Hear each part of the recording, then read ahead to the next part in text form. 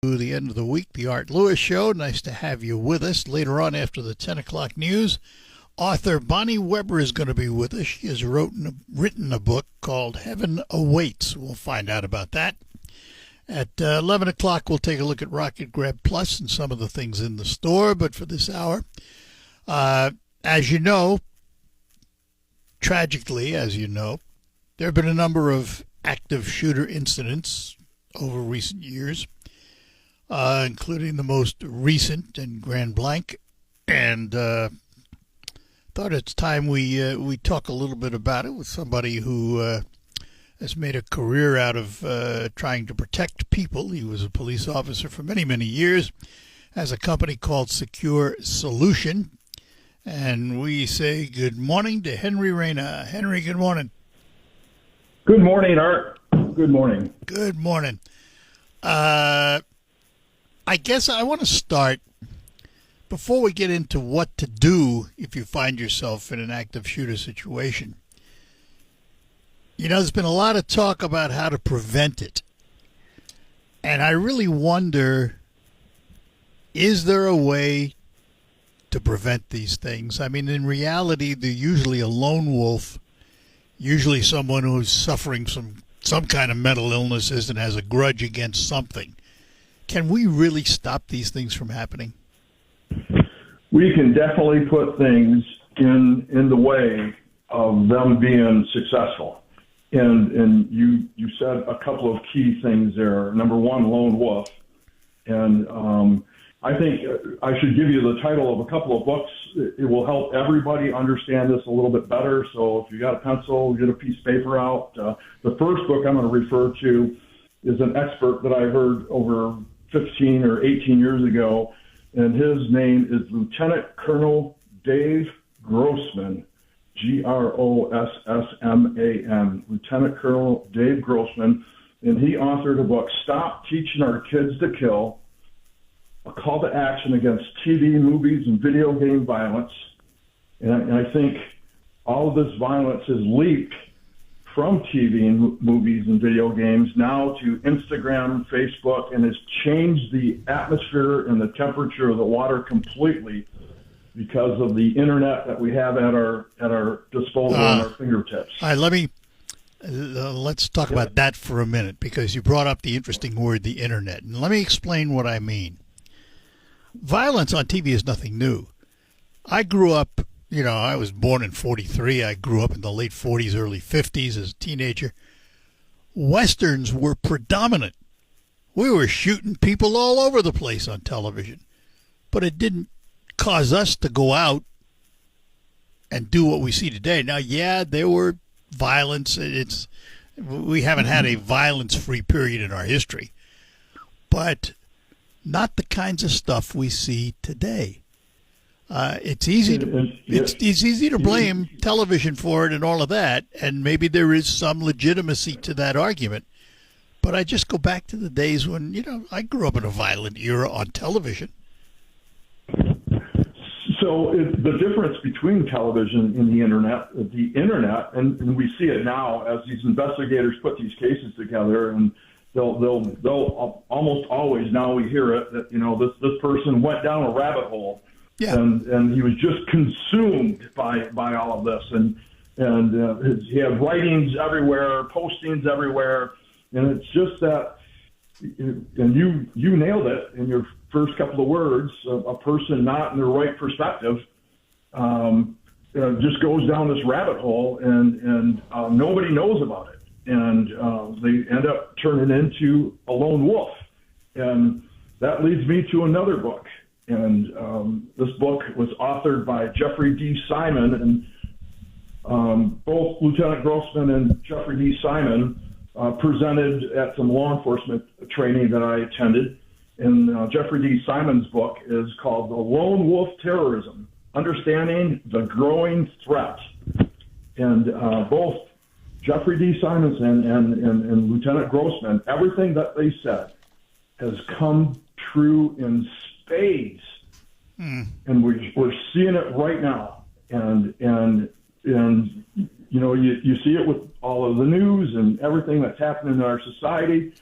I think the temperature has completely changed, and we're going to an extreme now where if someone doesn't agree with your words, well, they'll just do something horribly terrible. Yeah. That's not acceptable by anybody in the right perspective, and that is the key thing there. There are so many people that are struggling with mental health issues. 1 in 4, I believe the number is, in our society. 1 in 4. Well, we say, it's interesting because mental health issues, there are degrees of mental health issues. We all, from time to time in our lives, have some kind of mental health issue, whether it's depression, whether it's sadness, whatever it is. We all suffer from it at one time or another. But when you get into the more advanced mental health issues, that's where we begin to see the problems. Right, and the other thing I want to say about all this, because I work with mental health people, and I want to make sure that everyone in your audience understands that I don't want to put a negative spin on someone that is seeking help because they're going through some depression or some other thing. But when we see these crime sprees and we see this incident, this violent incident, you say, who in their right mind would do something like this? And the answer is nobody in their right perspective.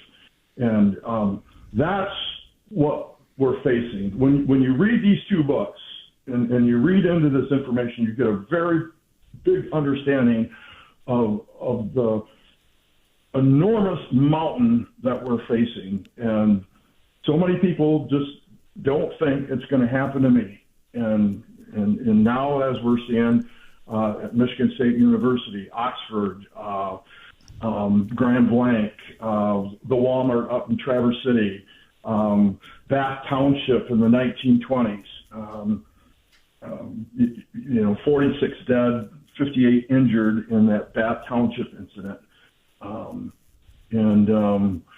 So there are things that we can do. Yeah, there's an awful lot. We're going to talk about that. I put it into 2 categories, and there may be more, but the 2 categories I put it in.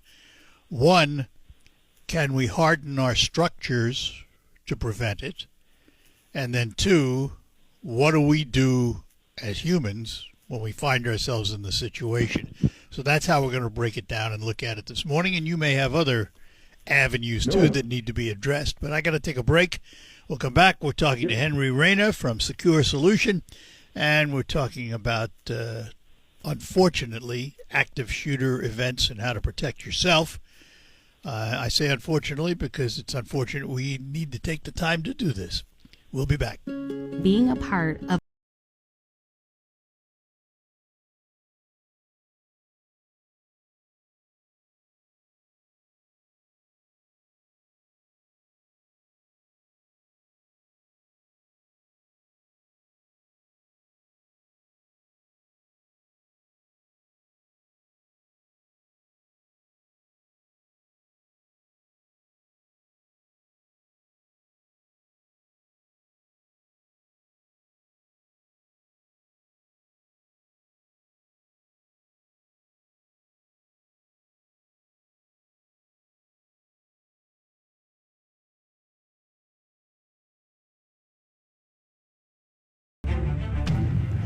And we're back with you, talking to retired police officer, security specialist, and owner of Secure Solution, Henry Reyna, about active shooters and how we should react if we find ourselves in that situation.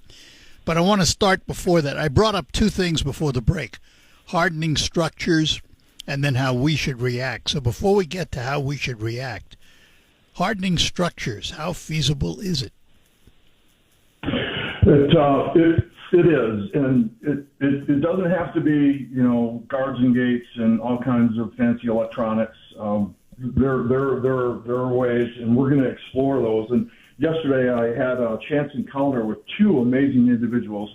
The first person was Eugene Seals, President and CEO of the Chamber. Yep. And he and I had a conversation about helping businesses here locally do just this. And so we're going to have a good conversation in the future to give local businesses that that advice. And then also at that meeting was our Lieutenant Governor, Mr. Gilchrist.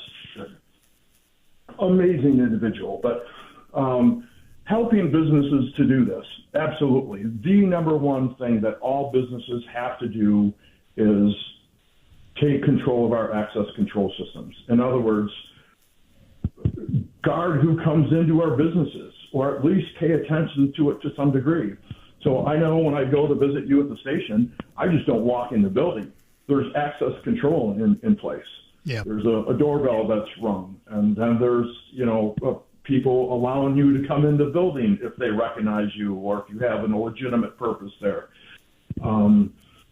The temperature of our businesses in our country and our society has just changed. I think if you're on the road at all, more drivers can readily attest, if you do something slightly wrong, boy, there's someone waving a fist at you and really becoming angry.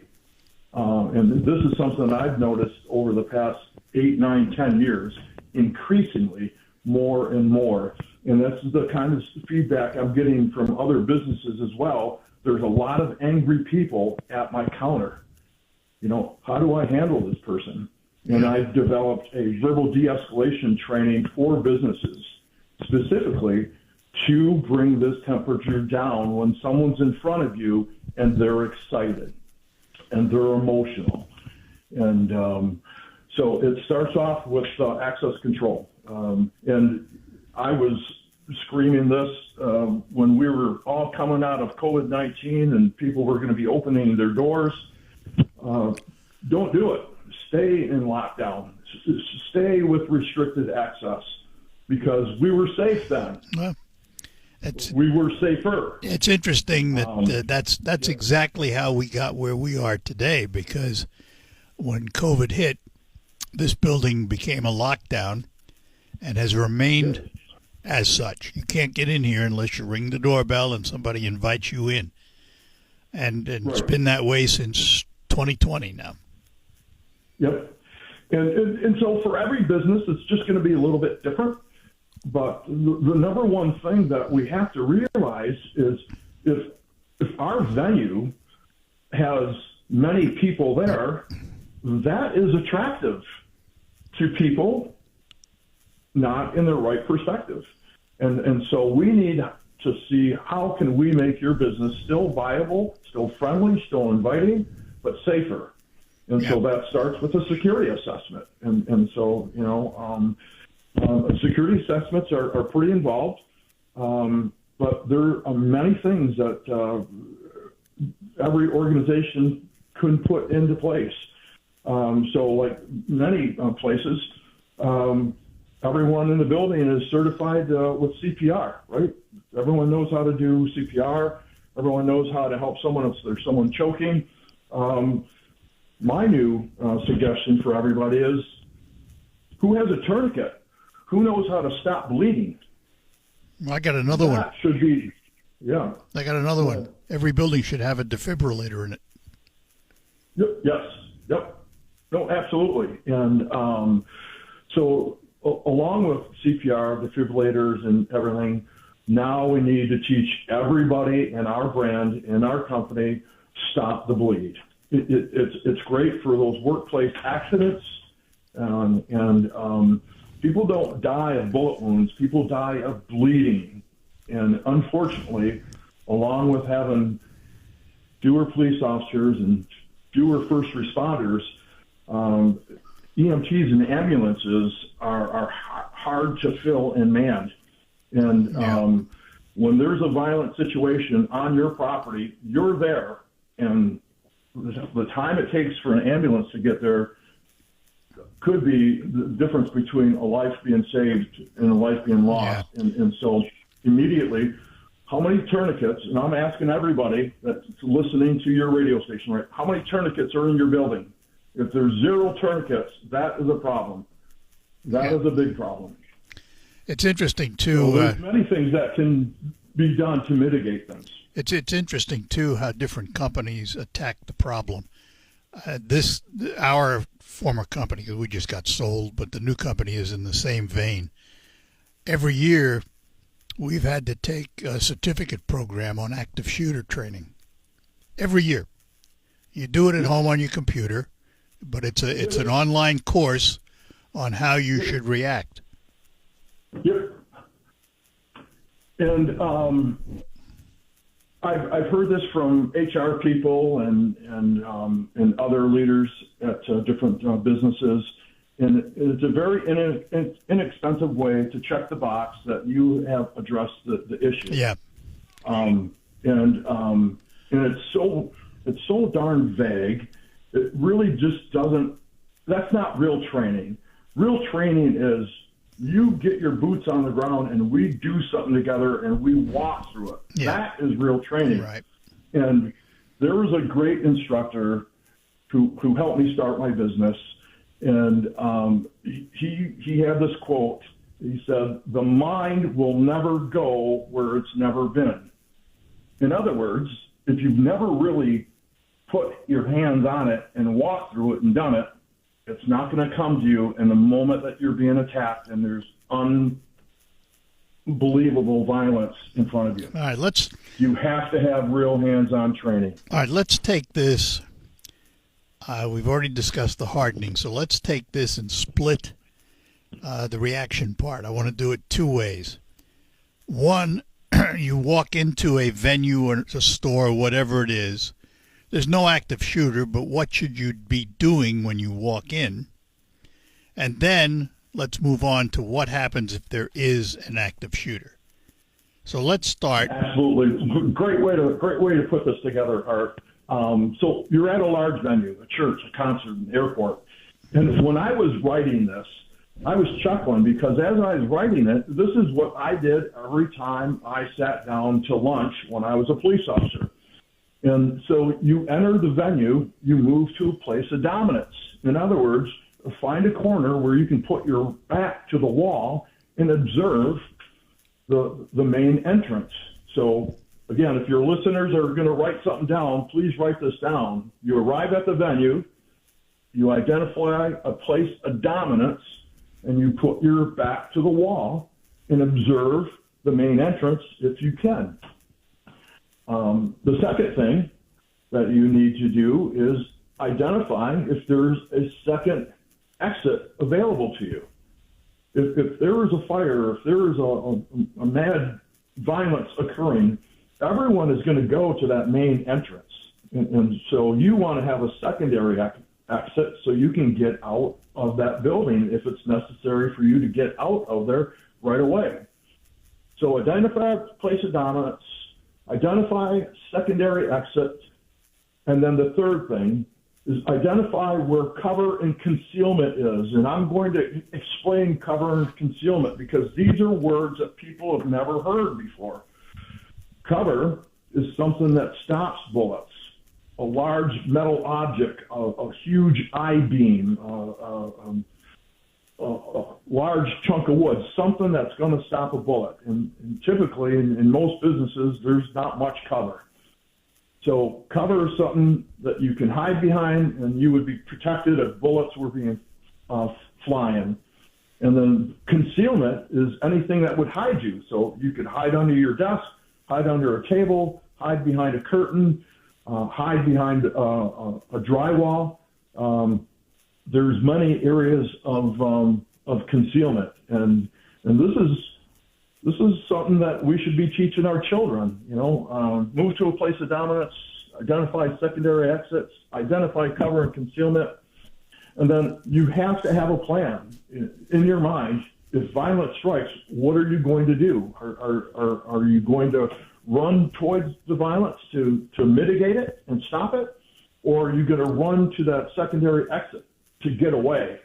And as you're getting away, you should keep in mind that you're going to continue to run for a long time. So you're going to get out of the building.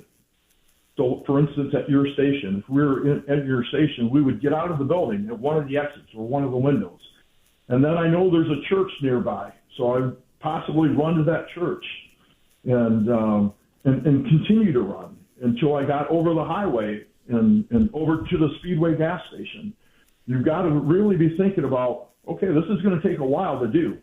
And as you're running from one building to the next or another car, you don't want to bound yourself. You're looking for additional cover and concealment. Once you get outside that building, you're going to run from this tree to a post, to a bush, to another tree, to a parked car, and you're going to keep on moving and moving and moving. Yeah. So that's the ounce of prevention. All right, I want to keep that in mind. I want to go back to one, only because I think their caution goes with it, and that's have a plan. If violent strikes, you should possibly attack the violence. That's not for everyone. Would you agree? It is not. It is not. And I've trained at enough businesses and met with many associates, and I've had people tell me, I don't think I could do this. They expressed to me, but if my grandson was here, that would probably light my fire. That would light me up. And this. So I've been at this art for over 20 years, and I've had people tell me, you can't teach people this stuff. It's not for everybody. I said, it doesn't matter if it's for everybody or not, but if someone has a taste of this and they're in that point, in that position of doing something, maybe it will come to him. That person that was stabbing everybody in the Traverse City incident in Walmart was stopped in his tracks by a Marine. Where did that Marine get his training? Sure. He got it with the Marine Corps. See, no one is training the public except me. Well, with real hands-on, and that is the caveat right there. With real hands-on training of disarming and disabling. I would disagree with whoever made the comment that it's not for everyone. It is for everyone, but not all things are for everyone. Everyone has their own tolerance and their own physical ability. So the training gives an understanding and gives you the technique, but not everyone is going to do everything. Right. All right, I got to take a break. I want to take a break. We come back, we're going to go inside the active shooter situation. We're talking to Henry Rayner from Secure Solution. He's also a security expert and working as security and a former police officer. More ahead. Let me take a moment to talk about Quick Lane Freeland and McDonald Ford in Freeland. They're on the same property. It's owned by McDonald Ford. And, let's face it, folks, we live in Michigan. And one thing is certain, we will have winter. And it's not that far away, which means we'll see snow, we'll see ice, and driving challenges. And how you prepare for those challenges will determine how safe you are on the road. And one of the things you can prepare for are your tires, because winter tires actually are different. Here's John from Quick Lane to tell you all about it. Hello, Art. Yes, winter tires are made with a pliable rubber compound that includes silica to stay flexible and maintain grip in freezing temperatures. Unlike harder all-season tires, which stiffen and lose traction in the cold, this flexible compound allows the tire to better conform to the road surface, providing superior grip and traction on snow and ice to keep you safe. Thanks, John. So stop into Quick Lane Freeland today. Have your tires checked out. Take a look at their winter tires. And by the way, all tires are just $5 over cost at Quick Lane. While you're there, also have your cooling system checked. Make sure it's ready for the cold weather ahead. And while they're looking at your vehicle, go look at some of the new Ford vehicles on the McDonald Ford lot and a range of quality pre-owned vehicles for any budget. Quick Lane and McDonald Ford, two names standing ready to serve all your automotive needs. And remember, all those tires are just $5 over cost at Quick Lane. Gotta go.